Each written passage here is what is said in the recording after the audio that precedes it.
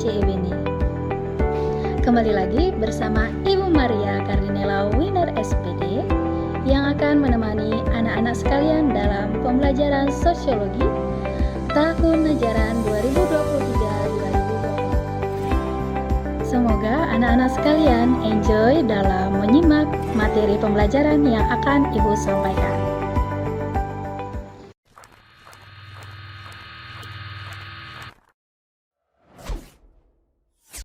Materi pertama dalam pembelajaran ini ialah mengenai pengantar sosiologi.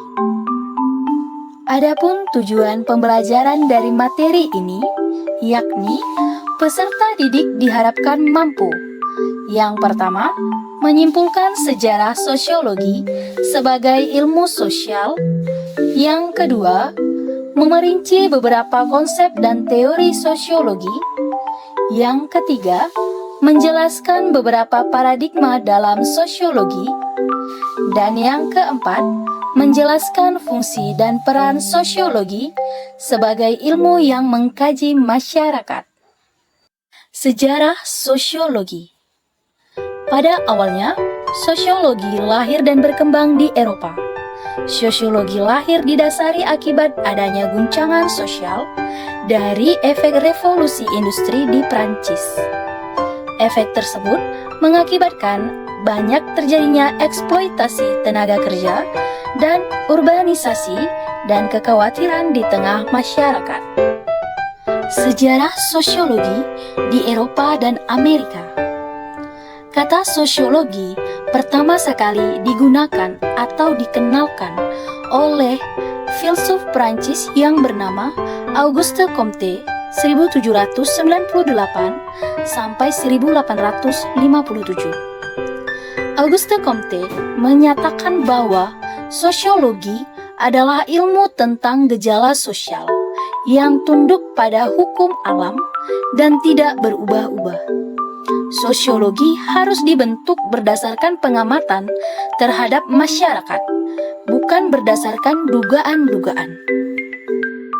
Selanjutnya, Emile Durkheim 1858 sampai 1917 yang dikenal dengan sebutan Bapak Sosiologi Modern.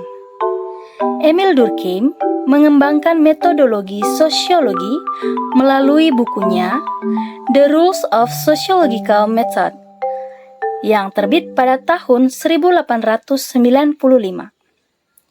Durkheim menyatakan bahwa sosiologi memiliki objek kajian yang jelas, yaitu fakta sosial. Herbert Spencer 1820 sampai 1903. Ia merupakan seorang filsuf Inggris dan seorang pemikir teori liberal klasik terkemuka.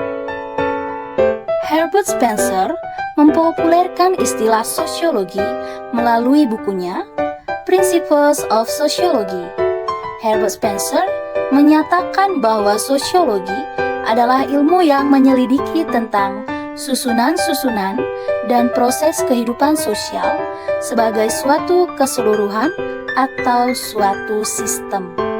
Talcott Parsons 1902 sampai 1979 merupakan salah satu sosiolog ternama dari Amerika Serikat yang terkenal dengan teori tentang mekanisme masyarakat dan prinsip organisasi yang melatar belakangi struktur sosial. Parsons mengembangkan analisis fungsional dan menerapkannya pada berbagai karya tulisnya.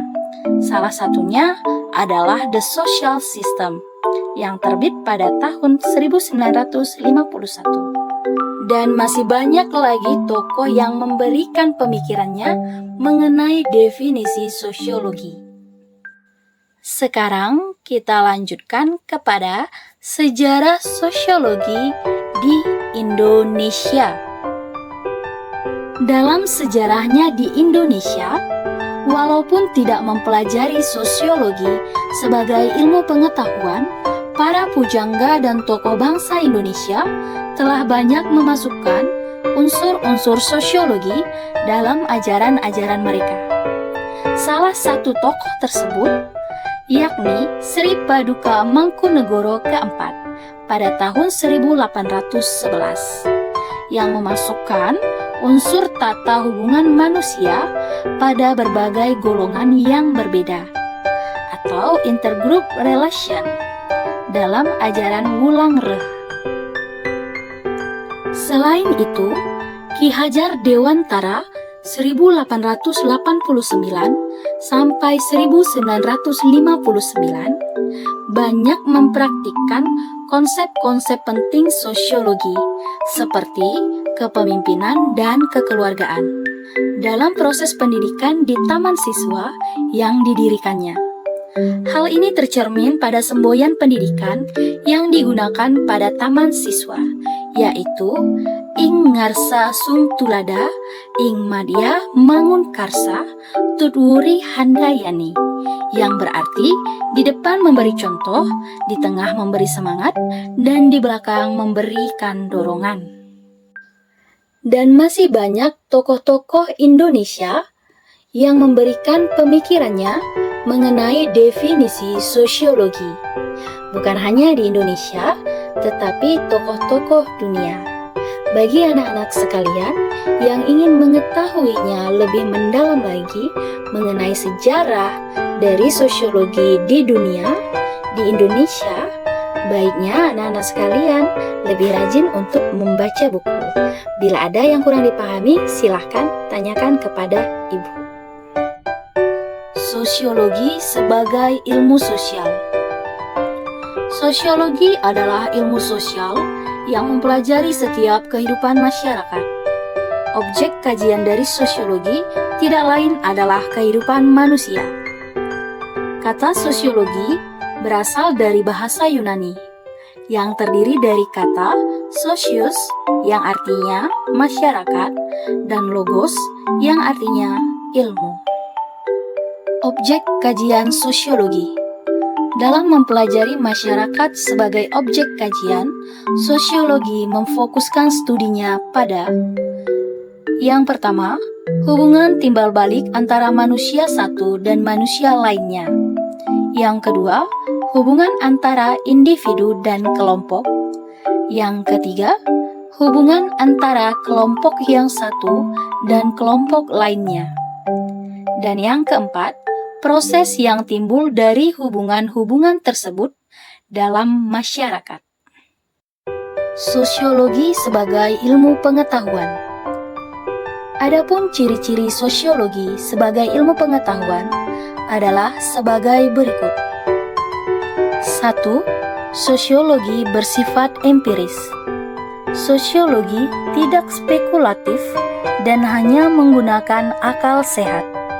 Sosiologi melakukan kajian tentang masyarakat berdasarkan hasil observasi. Kedua, sosiologi bersifat teoritis. Sosiologi berusaha menyusun abstraksi dari hasil-hasil observasi. Abstraksi adalah kerangka dari unsur-unsur yang didapat dari observasi. Disusun secara logis, tujuannya juga menjelaskan hubungan sebab akibat. Ketiga, sosiologi bersifat kumulatif. Teori-teori sosiologi dibentuk berdasarkan teori-teori yang telah ada sebelumnya, dalam arti memperbaiki, memperluas, dan memperhalus teori-teori lama. Keempat, sosiologi bersifat non-etis. Sosiologi tidak mencari baik atau buruk suatu fakta, tetapi menjelaskan fakta-fakta tersebut secara analitis. Sosiologi sebagai ilmu dengan paradigma ganda. Riser dalam bukunya menyatakan ada 3 paradigma utama sosiologi. Paradigma fakta sosial. Berdasarkan paradigma ini, kajian sosiologi adalah fakta sosial, baik sesuatu yang berbeda atau nyata ada, material entity, dan tidak nyata ada, non-material entity, seperti ide atau gagasan. Paradigma definisi sosial. Pokok persoalan ilmu sosial adalah hal mikro seperti proses pendefinisian sosial dan akibat-akibat dari suatu aksi serta interaksi sosial, bukan hal makro seperti struktur sosial atau pranata sosial. Paradigma perilaku sosial. Subjek dari paradigma ini adalah perilaku. Dengan kata lain, behavior, individu yang menimbulkan akibat atau perubahan terhadap tindakan selanjutnya, khususnya penghargaan atau reward yang memancing perilaku yang diinginkan, serta hukuman, punishment, yang mencegah perilaku yang tidak diinginkan. Fungsi sosiologi untuk pembangunan, untuk penelitian, dan untuk advokasi kebijakan. Yang pertama, untuk pembangunan. Sosiologi berfungsi untuk memberikan data sosial yang diperlukan pada tahap perencanaan, pelaksanaan, maupun penilaian pembangunan. Pada tahap perencanaan, hal yang harus diperhatikan adalah kebutuhan sosial. Pada tahap pelaksanaan, hal yang harus dilihat adalah kekuatan sosial masyarakat serta proses perubahan sosial. Dan yang terakhir, pada tahap penilaian, yang harus dilakukan adalah analisis terhadap dampak sosial pembangunan. Untuk penelitian, dengan penelitian akan diperoleh suatu rencana penyelesaian masalah sosial yang baik. Di negara yang sedang berkembang, peran sosiolog sangat dibutuhkan. Berdasarkan data yang dihasilkan dari penelitian sosiologis, para pengambil keputusan dapat menyusun rencana penyelesaian suatu masalah sosial.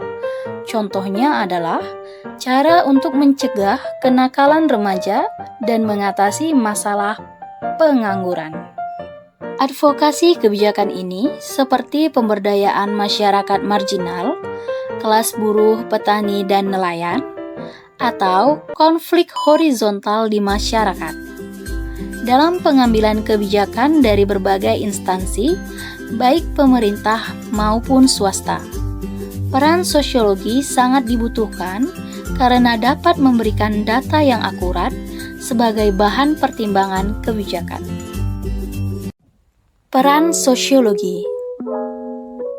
Sosiolog sebagai ahli riset. Sosiolog berfokus pada pengumpulan dan penggunaan data melalui riset. Tujuannya adalah untuk mencari data kehidupan sosial masyarakat. Data itu kemudian diolah menjadi karya ilmiah yang berguna bagi pengambilan keputusan untuk memecahkan masalah-masalah di masyarakat. Sosiolog sebagai konsultan kebijakan. Prediksi sosiologi dapat membantu memperkirakan pengaruh kebijakan sosial yang mungkin terjadi. Setiap kebijakan adalah suatu prediksi. Artinya, kebijakan diambil dengan harapan menghasilkan pengaruh atau dampak yang diinginkan. Sosiolog sebagai praktisi. Beberapa sosiolog terlibat dalam perencanaan dan pelaksanaan kegiatan masyarakat. Mereka memberi saran-saran, misalnya dalam penyelesaian masalah hubungan masyarakat, hubungan antar karyawan, masalah moral, atau hubungan antar kelompok dalam organisasi. Sosiolog sebagai guru atau pendidik. Mengajar merupakan salah satu kegiatan yang dapat digeluti oleh seorang sosiolog. Sebagai seorang pendidik, sosiolog berperan dalam mengajarkan dan mengembangkan sosiologi sebagai ilmu di berbagai bidang dengan memberikan contoh-contoh yang terdapat di masyarakat. Hubungan sosiologi dengan ilmu lain. Perbedaan antara sosiologi dan disiplin ilmu lainnya bukan pada topik masing-masing penelitian, tetapi dalam perspektif disiplin masing-masing terhadap objek kajiannya. Selanjutnya, sosiologi juga berbeda dengan sejarah. Sosiologi memperhatikan proses kemasyarakatan yang timbul dari hubungan antar manusia dalam situasi berbeda.